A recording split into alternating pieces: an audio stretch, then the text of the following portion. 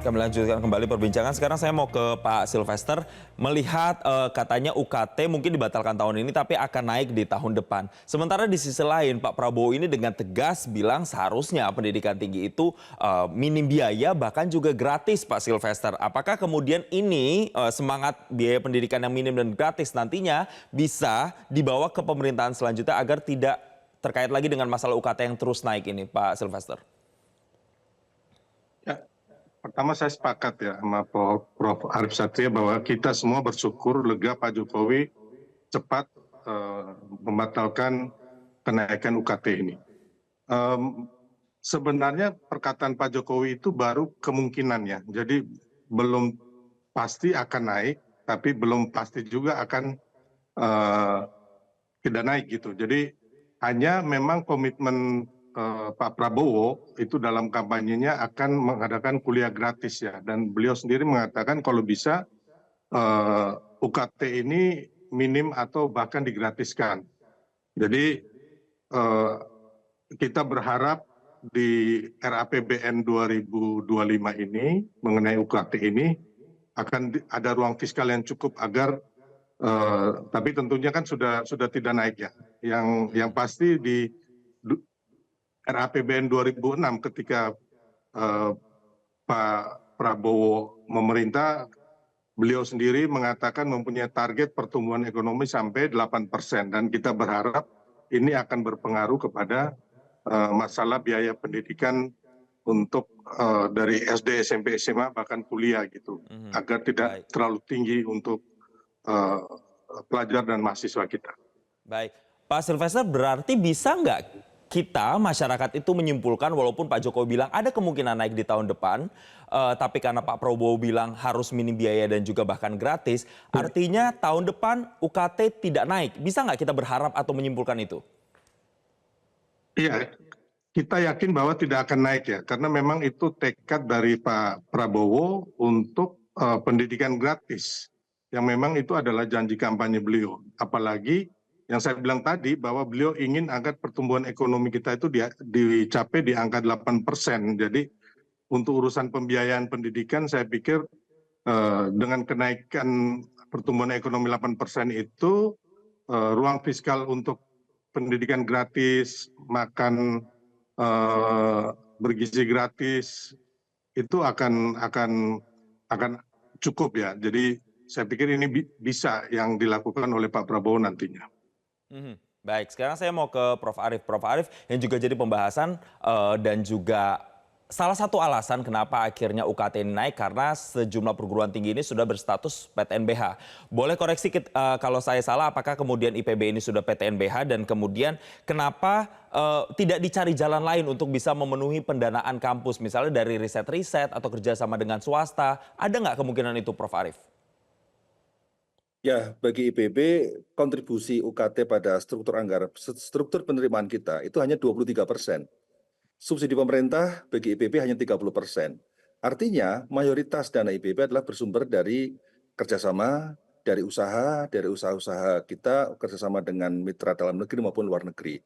Ini yang terus kita usahakan bahwa proporsi kemandirian keuangan kita ini semakin lama semakin besar. Dan IPB, PTNBH, sejak 2016 kami tidak pernah menaikkan UKT. Jadi tidak ada hubungan status PTNBH dengan kenaikan UKT, karena buktinya IPB sejak 2016 kita tidak ada kenaikan UKT. Nah, Baik. kemudian menjawab pertanyaan tadi, Mas Jason ya, terkait dengan soal next ya, apakah UKT bisa minim dan gratis dan sebagainya, tentu ini kemajuan luar biasa bagi pendidikan di Indonesia kalau memang UKT itu akan diminimkan.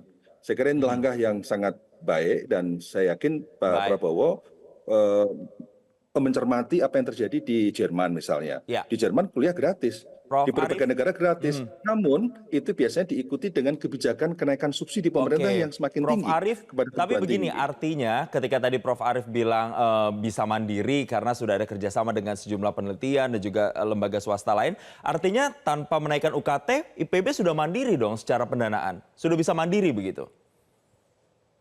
Ya, ya kan UKT kan kontribusi kita kan kurang lebih sekitar 400 miliar ya totalnya ya. Tapi kalau 400 miliar itu hilang semua ya tentu berdampak kepada aktivitas pendidikan kita. Jadi yang kita lihat bukan jumlah absolut tapi proporsi. Semakin besar, semakin lama proporsinya di berbagai negara maju pun perguruan tinggi negeri UKT yang didapatkan setiap perguruan tinggi di negara-negara besar ya itu masih 20%, 30% ya. Bahkan kalau negara-negara di Australia bisa lebih dari 30% karena dia memungut khususnya untuk UKT bagi mahasiswa asing sangat tinggi sekali. Nah, jadi saya kira UKT yang tepat ya untuk ke depan ini perlu dipikirkan dan sekaligus bisa evaluasi total terhadap Ya. alokasi dana pendidikan. Mas Jason begini, jadi dana pendidikan 20% dari APBN kita itu kan 665 triliun. Kemdikbud hanya memiliki kewenangan mengelola 98 triliun atau 15%. Kementerian Agama 62 triliun atau 9%.